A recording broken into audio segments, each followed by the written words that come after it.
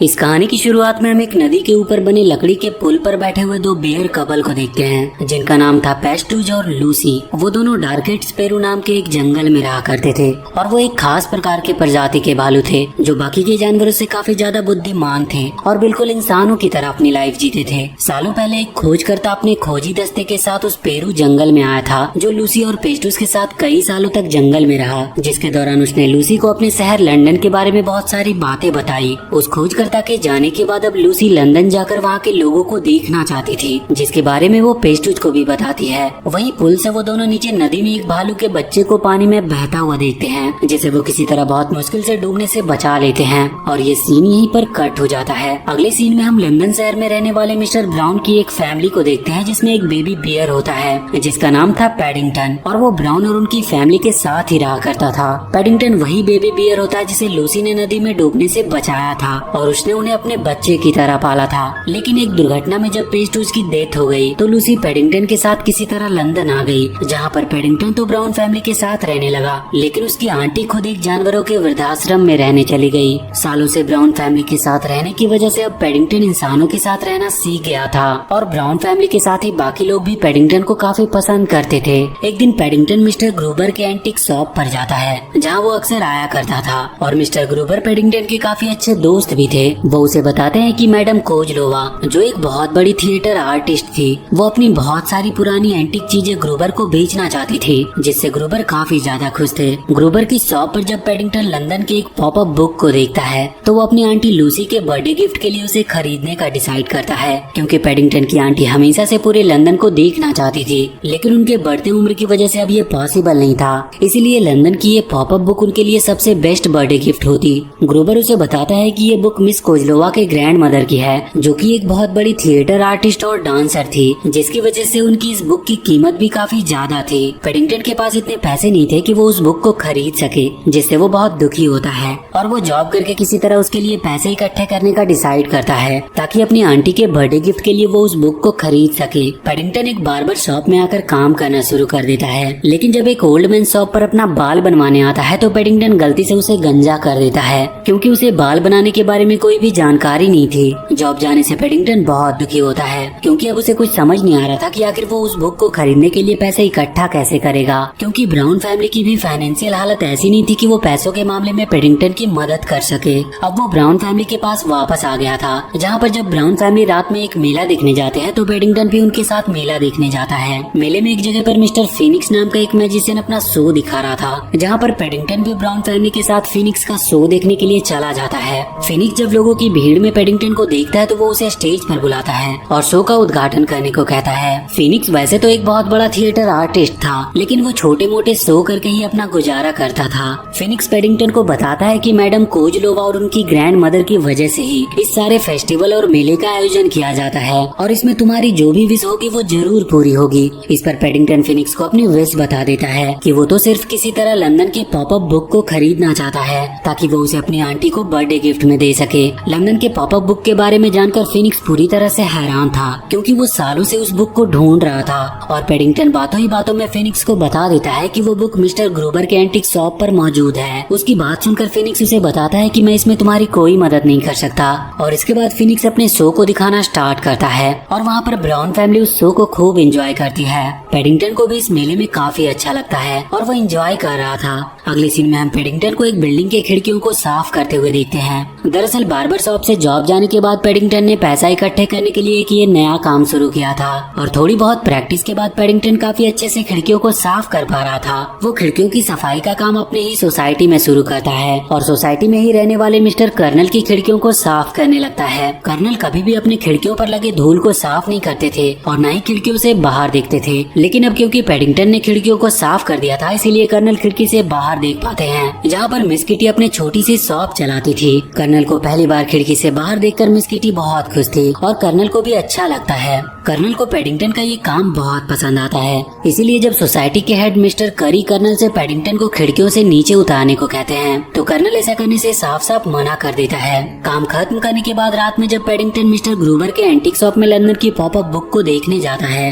तो वो देखता है कि ग्रूबर की शॉप में एक चोर घुस आया था जो शॉप से पॉपअप बुक को चुरा कर भाग रहा था। पेडिंगटन ये देखकर पूरी तरह से हैरान था क्योंकि जिस बुक के लिए वो मेहनत करके पैसे इकट्ठा कर रहा था उसे उस चोर ने चुरा लिया था और इसीलिए वो उस चोर का पीछा करना शुरू कर देता है। लेकिन काफी कोशिश करने के बाद भी वो चोर को पकड़ नहीं पाता और अब तक वहाँ पर पुलिस ऑफिसर भी आ गए थे जो पेडिंगटन को भागता हुआ देखकर उसे चोर समझ लेते हैं और उसे गिरफ्तार कर लेते हैं। पेडिंगटन के गिरफ्तार होने से ब्राउन फैमिली काफी ज्यादा परेशान थे क्योंकि उन्हें पूरा विश्वास था कि पेडिंगटन ने तो चोरी नहीं की होगी, लेकिन अब उनके लिए सबसे बड़ी प्रॉब्लम पेडिंगटन को बेगुनाह साबित करना था। वहीं दूसरी तरफ हम मिस्टर फीनिक्स को अपने चेहरे से मास्क हटाते हुए देखते हैं जिससे हमें पता चलता है कि फीनिक्स ने ही अपना भेस बदलकर उस बुक की चोरी की थी क्योंकि थिएटर आर्टिस्ट होने की वजह से उसे भेस बदलने का काफी अच्छा नॉलेज था। अगले दिन जब पेडिंगटन को कोर्ट में पेश किया जाता है तो वो कोर्ट के जज को देखकर पूरी तरह से डर जाता है क्योंकि कोर्ट का जज वही आदमी था जो बार्बर शॉप पर शेव करवाने के लिए आया था और पेडिंगटन ने गलती से उसे गंजा कर दिया था।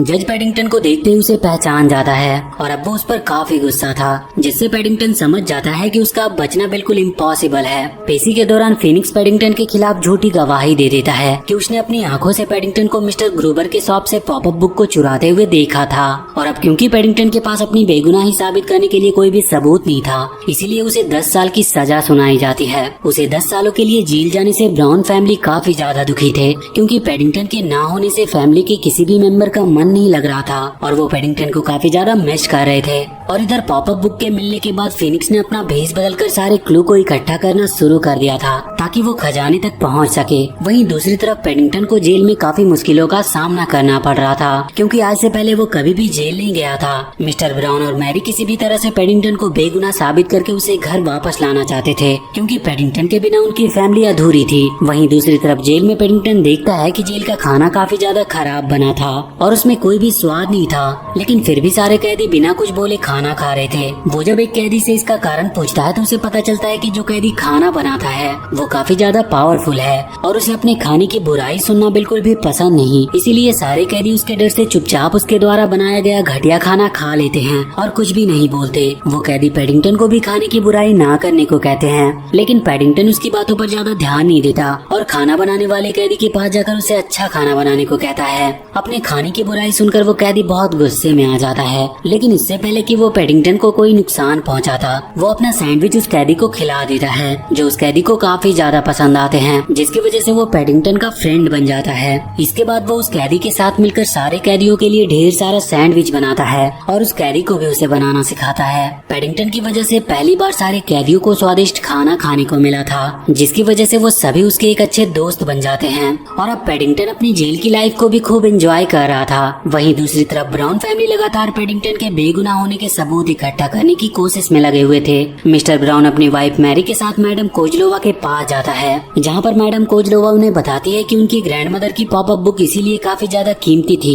क्योंकि उनके ग्रैंडमदर अपने समय की एक मशहूर थिएटर आर्टिस्ट और डांसर थी जिसने बहुत सारा पैसा और सोना चांदी इकट्ठा किया, जिसे उन्होंने किसी सीक्रेट जगह पर छुपा दिया और उस बुक में जिन लैंडमार्क को दिखाया गया उन्हीं सभी लैंडमार्क में उस खजाने तक पहुंचने का सीक्रेट क्लू छुपा हुआ है। वो उन्हें ये भी बताती है कि एक जादूगर को उनकी ग्रैंडमदर के खजाने के बारे में पता था और वो किसी भी तरह से खजाने को हासिल करना चाहता था, लेकिन वो इस काम में कभी भी सफल नहीं हो पाया। वो जादूगर कोई और नहीं बल्कि फीनिक्स के ग्रैंडफादर थे और अब फीनिक्स भी किसी तरह उस खजाने को हासिल करना चाहता था और उसी ने एंटीक शॉप से उस पॉपअप बुक की चोरी की थी और पेडिंगटन के खिलाफ झूठी गवाही देकर उसे जेल भेज दिया ताकि कोई भी उस खजाने तक पहुंचने से उसे रोक ना पाए। अगले सीन में हम पेडिंगटन को देखते हैं जो जेल की लाइफ को खूब एंजॉय कर रहा था और साथ ही ब्राउन फैमिली को याद भी कर रहा होता है। इस दौरान फीनिक्स भी बार बार अपना भेस बदलकर उन सारे क्लू को कलेक्ट कर रहा होता है जो खजाने तक पहुंचने का रास्ता हो और ब्राउन फैमिली भी लगातार फीनिक्स को पकड़ने और पेडिंगटन को बेगुनाह साबित करने की कोशिश में लगे हुए थे क्योंकि इन्वेस्टिगेशन के दौरान जब एक बार मिस मैरी फीनिक्स से पूछताछ कर रही थी तो उसने गलती से मिस मैरी को बता दिया था कि उसने उस नीले आंखों वाले चोर को नहीं देखा